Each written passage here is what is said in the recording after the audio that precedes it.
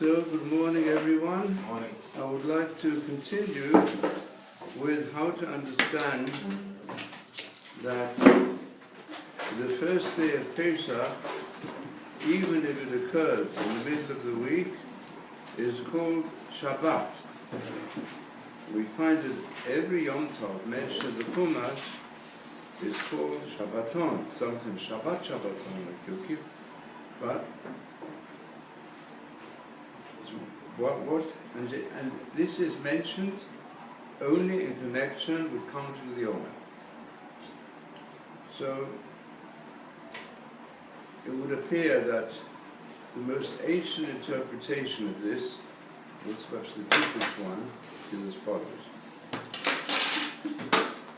Why is it that Shabbat is always called HaShabbat and Yom Tov, with the exception of this one, is always called Shabbaton? Can any of you give a suggestion? Called Shabbaton. Even if it's Yom Kippur, it's called Shabbaton. But Shabbaton is always attached to it. What's the difference between a word in Hebrew where there's the main root of the word and sometimes you add to it on? What's the difference in other instances?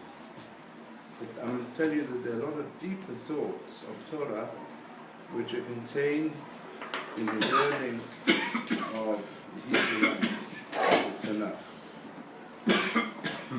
Well, I'll give you an example. Do any of you know how does one describe a dwarf in Hebrew until today? Gamad? A dwarf in Hebrew. Gamad. Right? Gamad. It's also another word. A katanton. Yeah? Katan is a small person who's a minor, so it's small. Katanton is a dwarf. Yeah. In other words, the word on is used in quite a few instances, the term added to something when it's smaller and weaker. Now, this is reflected in the halachic difference between Shabbat and Yom Tov. What's the difference? There's not as many chalachuts to negative chalachut. Which ones? Cooking. Which malachot are you allowed to do on Yom Tov which are forbidden on Shabbat? Cooking and carrying. Cooking and carrying. What's the conceptual definition as it's mentioned in the Chumash? It says, on Shabbat, kol melacha lo tasu. On Yom Tov, kol melechet avodah lo tasu. You're not allowed to do work which produces some productive, creative result on a Shabbat. On Yom Tov, you mustn't do work for the sake of producing something creative, but you could do melechet ochel nefesh. You could do work which you need for food. Because on Yom Tov it's supposed to enjoy it, very important to enjoy it, and therefore the Torah said, for Yom Tov, you can cook, you can bake, you can carry for the sake of personal benefits, you're allowed to do it. So also, that's one distinction. Can you tell me another distinction? What's the difference in the sanctions? And that gives an indication, even though it's got to be with witnesses and so on. Well, what is the penalty if a person transgresses a prohibition of Shabbat intentionally? Correct. If it's with warning and witnesses, then it's chayiv mita. You find me mention the Chumash. If it is without warning and testimony, it's chayiv karet. The soul is cut from his people. And what happens if a person does a malacha on Yom Tov? What's the din? What type of punishment? Lashes. Pardon?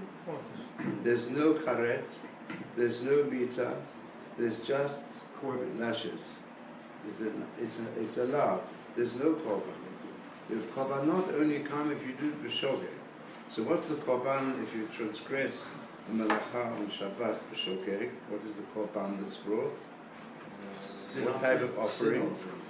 No? A chata, the sin offering. If a person does melacha b'shogeg on Yom Tov, what is the korban you have to bring? On? No korban. It's a law. Korban chatat only comes for something which is a chiyuv karet. There's no chiyuv karet, therefore, if you do it b'shogeg, it's forbidden. You should be aware of the laws and so on, not make mistakes and not forget that it's Yom Tov and not forget the melachot which are forbidden on Yom Tov. But if you did, then you don't have to bring a korban. It goes so far that, as we're going to have, in fact, which is the next Yom Tov, which we're going to celebrate. Shavuos. And what comes after the day after? Another day of You Shavuos. looked at the calendar this year. What comes the day after Shavuot? Pesach Sheni. Which day of the week is it? Should be Monday. Sunday. Shabbat. Shabbat. And what is the din if there's a Yom Tov and then there's a Shabbat? What's the din? You can even cook for the Shabbat. You're allowed to cook for the Yom Tov and Eruv Tafshilin, which in fact I like. I do try sometimes to get someone in the yeshiva to do it, but in the yeshiva you can only do it. You put aside a meal for the Sukkot Shlishit, already set it aside before Yom Tov. Eruv Tafshilin is like this: you're allowed to cook for food which you need on Yom Tov. But really you shouldn't cook for food, you shouldn't cook food on Yom Tov which you're going to use after Yom Tov. For example, if after Yom Tov it's an ordinary Sunday, you're not allowed to cook food on Yom Tov, and then afterwards also cook food for the Sunday that comes afterwards. But if the Yom Tov is on Erev Shabbat, Friday, then you're allowed to cook on Friday for any meals you need on Yom Tov. You're even allowed to cook for the Shabbos, because Eruv Tafshil. Now, what is the basic concept of Eruv Tafshil? If you know, the sages say Avraham Avinu kept all the laws of the Torah, including Eruv Tafshil. Why was good for Avraham Avinu? Well, he kept the mitzvot, even when he was not commanded. But the mitzvah, the Rabbanan, was only instituted much later. So what does it mean he kept it? The concept of Eruv Tafshilin is the concept of Achnosis Orchim. You're supposed to try hard to have guests for Yom Tov. And when you prepare before Yom Tov, you prepare food which you're going to have on Yom Tov. On Yom Tov itself you can cook and eat the food. And you're allowed to cook more than the planned people who are coming to participate in your meals. Why? Because maybe extra guests will come, so therefore we know from learning from Avraham Avinu the great importance of hospitality, that when he prepared meals, he always had in mind, doesn't matter who comes. If any other people want a meal, I will give them as well, as far as I can. So it's a giving quality of Avraham Avinu. So that's the concept of Eruv Tafshilin. In any case, from all this we see that there's a distinction between Shabbat and Yom Tov. That Yom Tov is a far lesser day of rest than Shabbat. Shabbat is a day of rest from many different melachot, even for having a hot meal on Shabbat. You're not allowed to do any work on Shabbat to have a hot meal. Not any melacha d'oraita. But for Yom Tov, on the contrary, you're allowed to. So we see it's much weaker. That's why it's called Shabbaton. Now, what lies behind all this? To understand the distinction between the word Shabbat, the word Shabbaton, let's go a bit further. And then I'll ask you another question. which I've already explained in some previous shiurim, and maybe one of you can give the answer. What is the special blessing we say on the Shabbat in the Amidah, in the major prayer of the Shabbat? We say, Baruch atah Hashem, Mekadesh, what do we say? HaShabbat. That is the regular blessing on the Shabbat.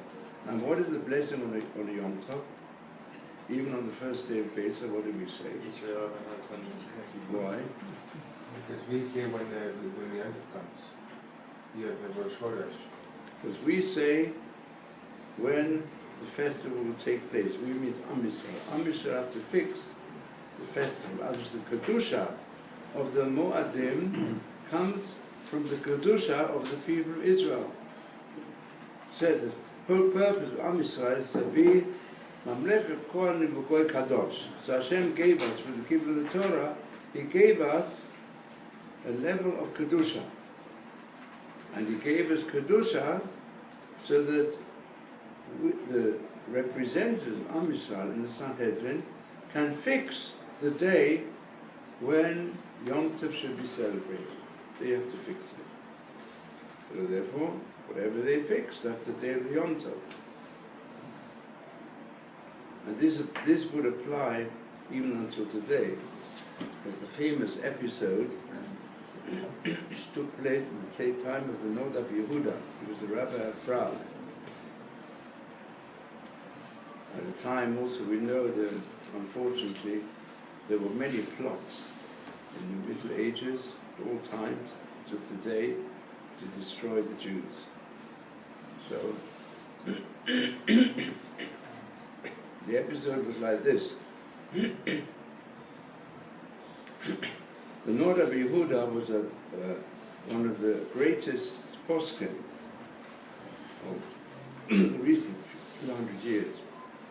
He was the rabbi of this city of Prague, where there was a flourishing Jewish community, unfortunately also anti-Semitism.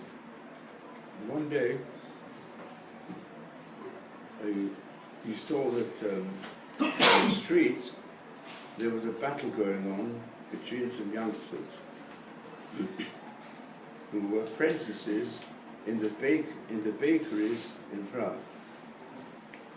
And they were bullying one of the apprentices, and he was left in the street bleeding, with nobody around. So he went up to him and said, come, I'll help you up from the ground. He helped him up and took him to his house and looked after him. And then later on he got in touch with doctors and hospitals and so on. But he saved his life. So this non-Jewish apprentice, he felt a great debt of gratitude to the chief rabbi of Prague. Cheskel Lambda was his name, of the chief rabbi. Now, he came to him before Pesach.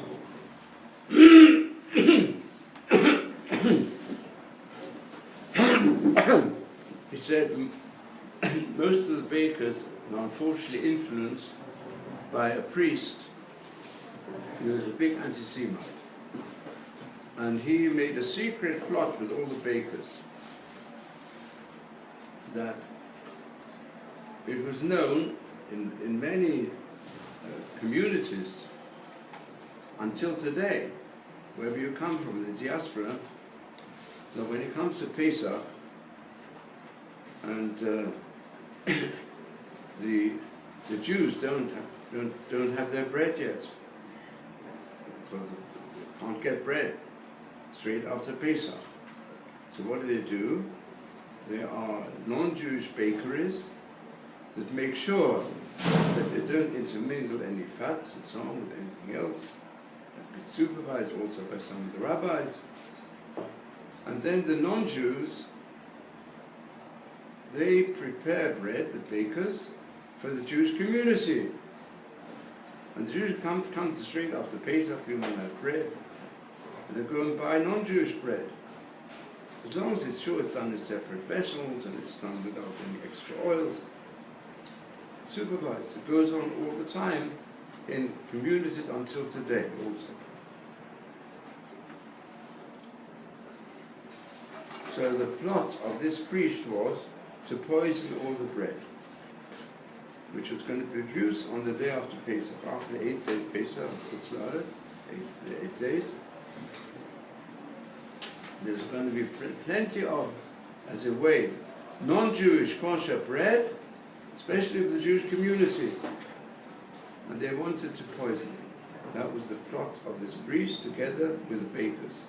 So this baker's apprentice, he went and told it to the Noda Yehuda. Have you heard this story, any of you? It's a good story, something. So then, when it came to, so he decided he's going to do as follows. How would he be able to? He came to Chol HaMoed, so how was he going to do things? So he made an announcement, and got everybody to announce, already on the 7th day of Pesach, that tomorrow on the 8th day of Pesach, everyone should attend his drosha, all the Jews of the community. So what was his announcement? The announcement was, there was a mistake made in the calendar with regard to the dates of Pesach. And really, Pesach ends a day later. They all have to keep a 9th day of Pesach because there was a mistake. And the law is, if the major betin make a mistake, whatever they decide, that's the day of the Yom Tov. So therefore he said, the 8th day, which we're celebrating today, is really the 7th day. And tomorrow, which you thought was the 9th day, we can already get chometz, it's the 8th day. And it's forbidden for everybody to have any chometz. You've got to go and eat matzah for another day. So there was all this bread left, and that's how the government found out about it, about the plot. Because there was since there was an enormous amount of bread left, so people came, non-Jews came on this 9th day of Pesach to the non-Jewish bakers. So you got all this fresh bread. We'd like to have a bit of it. And somebody went and tasted it. Yeah? And of course they got sick right away. So they investigated, that's how they found out the plot. I just used the illustration to see how Mekadesh Yisrael Vazmanim, that the Kedusha of Yom Tov is fixed by the Sanhedrin, or by their successors, can also happen, as in this episode which happened in Prague. So now, I want to go to the following. There are very many basic mitzvot which can only really be understood more deeply by going to the earliest Midrashim, which include also the Zohar. So, the teaching of the earliest Midrashim, the Zohar, how do they define the difference between Shabbat and Yom Tov? They say like this. The Gemara already says this. The Gemara says, Shabbat kviyah v'kaima. Shabbat is something fixed from the beginning of creation. It's the 7th day. And you know what battles there have been in international calendar history to preserve the calendar in such a way that Shabbat should not be moved from being the 7th day from the beginning of what's mentioned in the Chumash until today. And you know, round about the year 1900, there was a lot of international discussion that they're going to add another day somehow in the calendar. And was strongly opposed by the Jewish community also, because it would create problems with the Shabbat always being on the 7th day of the week as it was before. It's always been preserved until today, Hashem.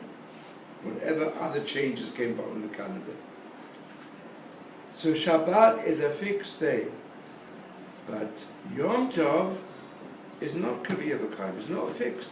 Yom Tov can change according to what the Sanhedrin would decide. So they say, because Shabbat, why is it? Shabbat is a Kedusha that comes from above. As it says in the first chapter of the Chumash. It's a Kedusha of the 7th day, which represents the holiness that comes upon the world from above. That's why we have Neshama Yetera, the soul, which is a part of the divine power in the human being, is given an extra soul power on the Shabbat. Yom Tov is a meeting time, a moed, is a time when the people of Israel, we have to also initiate the Kedusha from ourselves. The terms used in the Zohar are a bit different. What the Maharal says, Yom Tov is not Kvi V'Kaim, it's fixed by Yisrael Vazmanim. But they say, Shabbat represents, on a larger scale, it means the inspirations for the power of Hashem that come from above upon human beings. And Yom Tov is itarut dilatata. It's the power of spirituality that we have to develop from below. Through the power of the Neshama, we've got to work on it to meet Hashem. So, that's why I'm giving out here now, to understand this more deeply. This comes from the exposition of Itaruta Dila'ela V'Dilatata.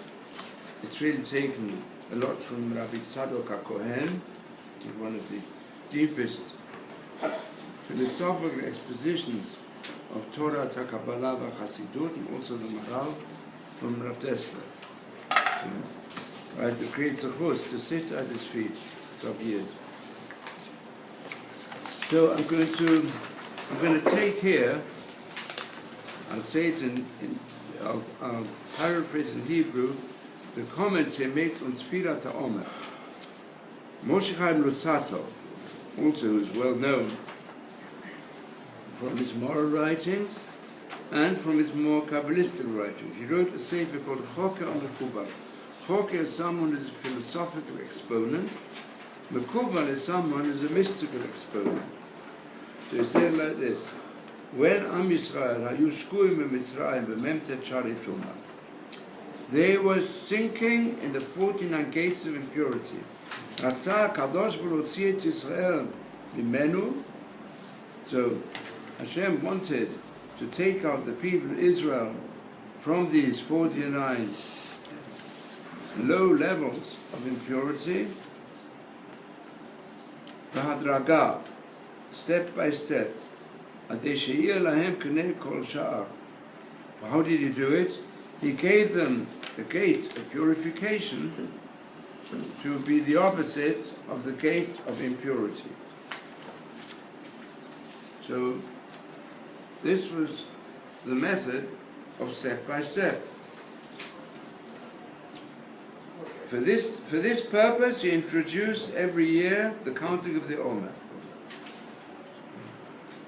Now go to the second paragraph. Itaruta de la Eile.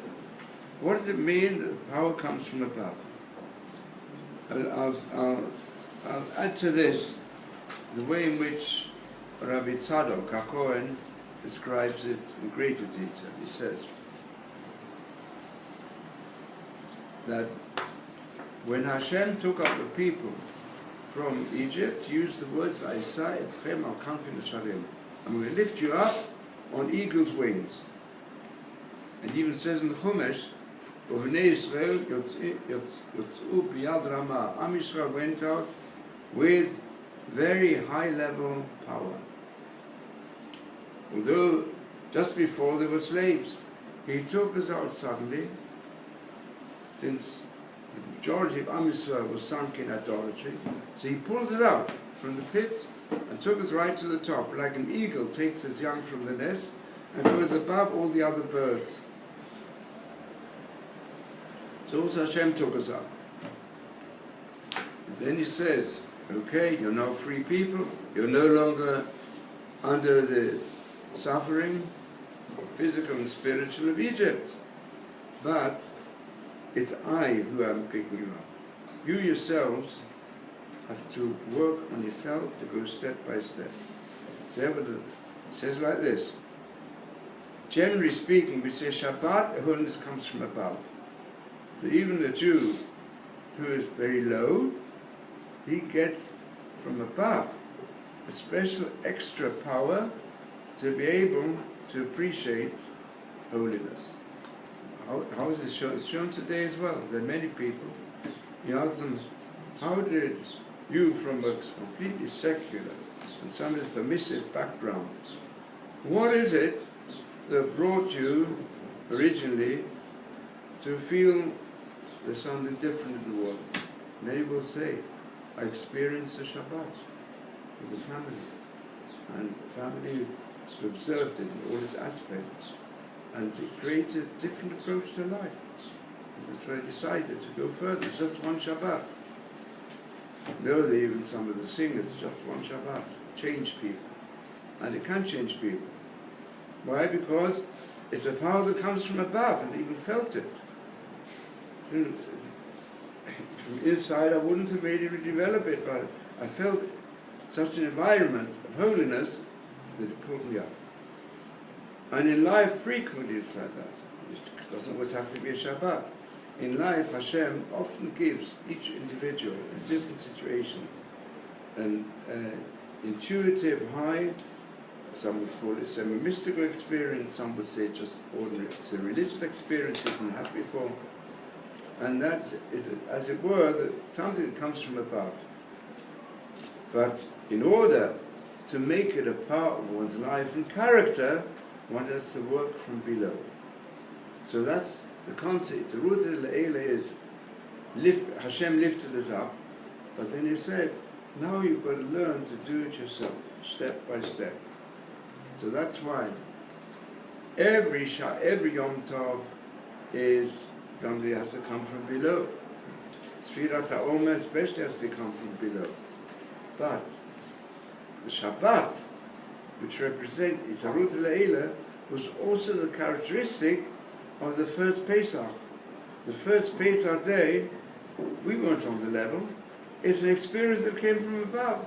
Hashem picked us up to the highest level. And now he said, now I'm dropping you right down, and you've got to start step by step to build yourself up.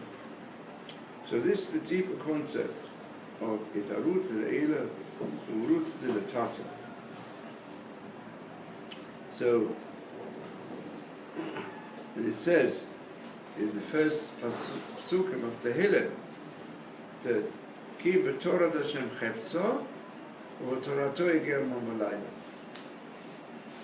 A person's desire is in the Torah of Hashem, and his Torah he meditates by day and by night. So the sages say like this, that when you start learning Torah, you know the Torah is far above me, Torah Hashem. And sometimes a person gets a feeling, it's very much above me, it's too far above me, so it's only the Torah of Hashem. It's not really me. I recognize the Torah is fantastic, all the mitzvot are fantastic, but it's not me. But when Yeger Mavalayla, it becomes then Torah, becomes the Torah of the person. For the Torah and the mitzvot to really become part of ourselves, Hashem gives every human being different opportunities when he has the feeling from above. Hashem reveals to a person a higher level of life than simple materialism or secularism. He recognizes that there's a power of holiness, where the holiness is above me. And Hashem says, okay, I've given you this experience, now work from below. I would say also this principle is applied to the nation of Israel. Especially the nation of Israel, as we've experienced recently, here in the return of Am Yisrael to Eretz Israel. When he first made the return, Hashem brought us the miracle war, which Jews and non-Jews recognized was beyond military prowess, beyond military and even secret service excellence. It came from above. It was recognized. Hashem gave us. But then he said, I'm giving you these 6 days, a miracle war, which did create a change amongst many people, but it only changed them if they were ready to start fulfilling it in daily life. And say that the reason why it was followed by the earthquake of the Yom Kippur War was we didn't follow it enough. wasn't followed up sufficiently. So the nation of Israel was also put in this situation. Just like it was put, we went out from Egypt, it was a huge miracle for the people. And the culmination of the 10 plagues and then the splitting of the sea and everything. It brought them to such a high level.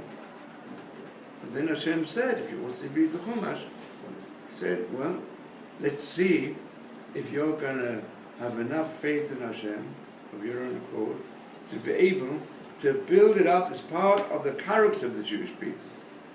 So that applies to us as individuals, applies to us also us as a nation. That's the way Hashem deals with us. And that's why the first day of Pesach was a day which was even more of a Shabbat than the weekly Shabbat. That's why Maharal is a Shabbat. The counting, you begin afterwards. And that's the important thing is, when, let's say, if we would have counted the days as a nation straight after recognizing the miracle war, even the word miracle in Hebrew is called, what's it called? Nes. Nes. What's the root of the word nes? Means to melter.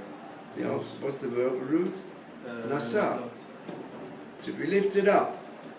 The same root, basically. That's it. And that's also called a mass. You lift it up. Hashem lifts you up.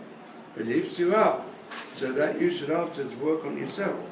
He gives the miracle, so you should work now according to human nature, work on yourself to keep it going day after day. And that's the test of life. So that's why this one way we can understand it ordered to the mala, it ordered to the mata. Any questions or comments? I think with miracles, they're temporary. Just like giving a new toy to a child. After about 15 minutes, he or she, they throw it into the toy chest. And they go and they get the bedding or whatever. So we really shouldn't believe in miracles. It's the temporary, with Elisha against the prophets of Baal, the 6-Day War, and other incidents in Jewish history. After the miracle ceased, then the Jewish population, not everyone, went back to their old ways, and so it's a temporary expediency. Well, you've given good examples, and the examples teach us that the miracles have had an effect. But say the majority of people too much overwhelmed by say non-Torah influences, but the minority took notice of it. And that's how it goes on in life. We're looking forward to the time when the eyes of Hashem, it will be considered that different groups, different individuals, their level, are doing enough teshuvah in the eyes of Hashem to bring about a complete change. That's what it says in the prophets, and that's the challenge which you face today. Yes, please. What's the difference between free choice and free will?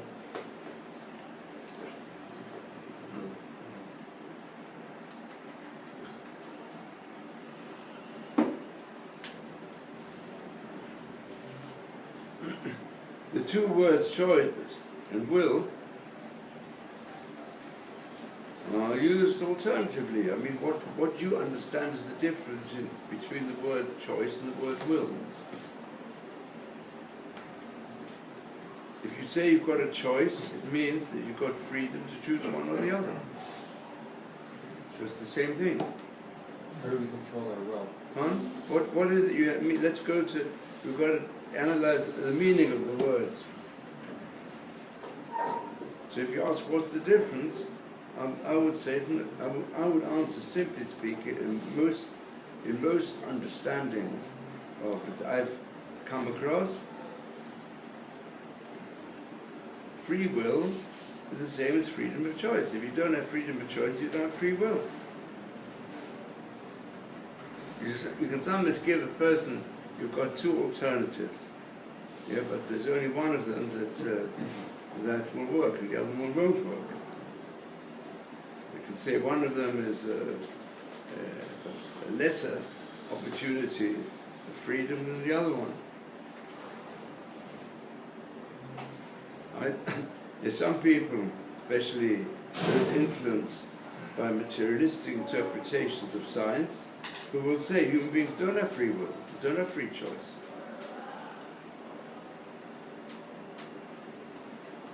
And all the options that they have in front of them, they choose one of them, all predetermined. But the Torah believes that human beings have freedom of choice, different to the animal world. Yes. I thought it stated in the Gemara that the only real freedom of will you have is to fear Hashem and to do mitzvahs.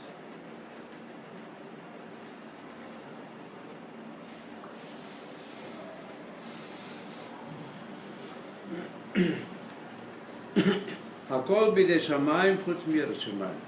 Everything is predetermined from heaven, which means sometimes it can be interpreted from heaven. It's through natural causality. It can also be looked at from the point of view that Hashem, since He knows whatever's going to happen, He also predetermines what's going to happen. But in the area of the extent to which a person chooses to be a saint or a sinner, so Chazal say here there's complete freedom of choice. But it says that A person doesn't have freedom of choice. Let's say if he's given a crippled body, he doesn't have freedom of choice to be able to run like a champion sportsman, because his body limits it.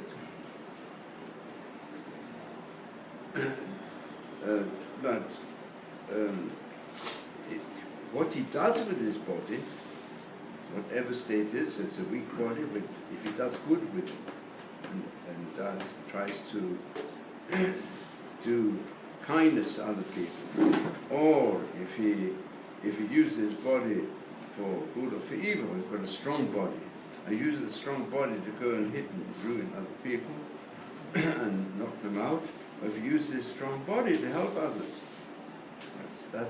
that is given to him. But it says that everything is predetermined. Everything is predetermined, but you still have free will of choice. How can that be? If everything is predetermined, you cannot have free will of choice. And if you have free will of choice, then nothing can be predetermined. Question of use of language. The Rambam in Hilchot Teshuvah, you can look at it inside, in the 5th chapter, he asks this question. He says, since we say in the prayers frequently that Hashem's providence decides what's going to happen, it says everything in the world, does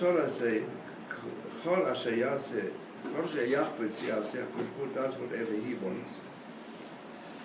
So, that's the question, where's the freedom of will? So the Rambam says like this, he says, just like Hashem decreed that there should be a law of combustion,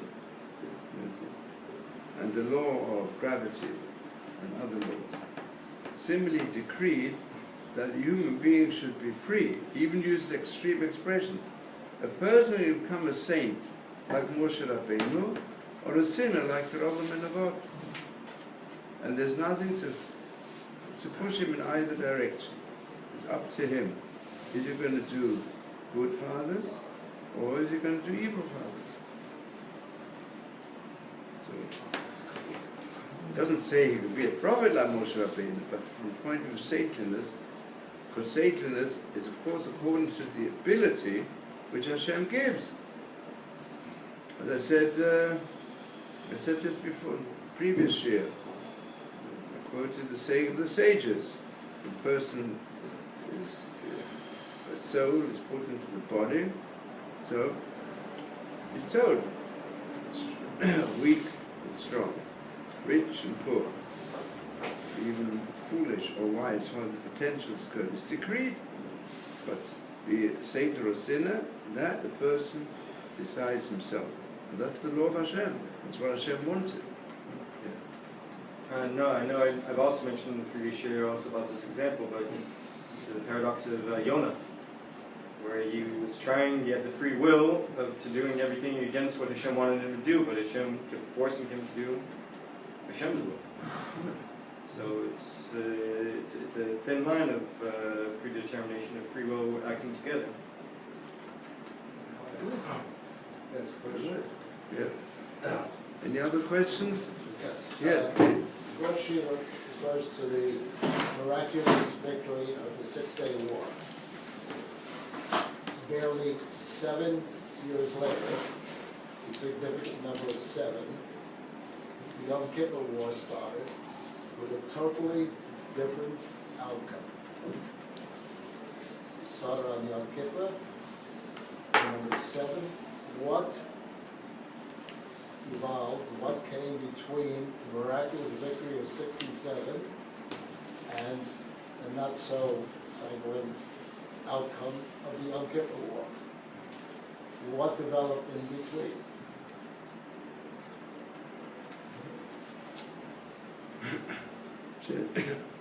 Well,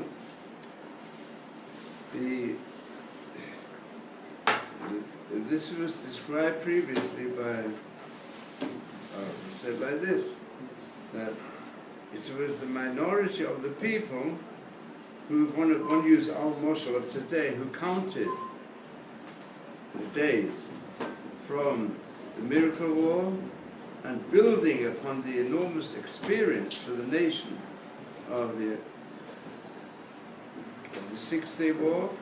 They then recognized when the hands of Hashem were going to turn to Him. Let's keep the Shabbat, for example, 6 days war. Now let's make Shabbat celebrations more widespread amongst Am Yisrael, and also in the army and other places. But instead of this, what actually happened was to some extent the opposite.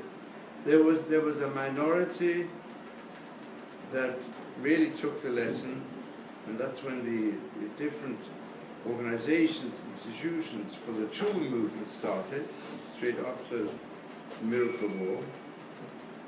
But the majority of the nation didn't go in that direction. Maybe because those who knew the Torah did not do enough. It didn't. Certainly there was not enough widespread campaign made to go and bring the people of Israel alive to what is our mission in human history, which is to be a light to the nations. So what happened instead? Because what happened in the Six-Day War was so fantastic, so it led many of the people to think, oh, it's a great strength of the people of Israel that have produced this victory. Exactly what it says in the Chumash. Hashem warns Am Yisrael when they first went to conquer the land.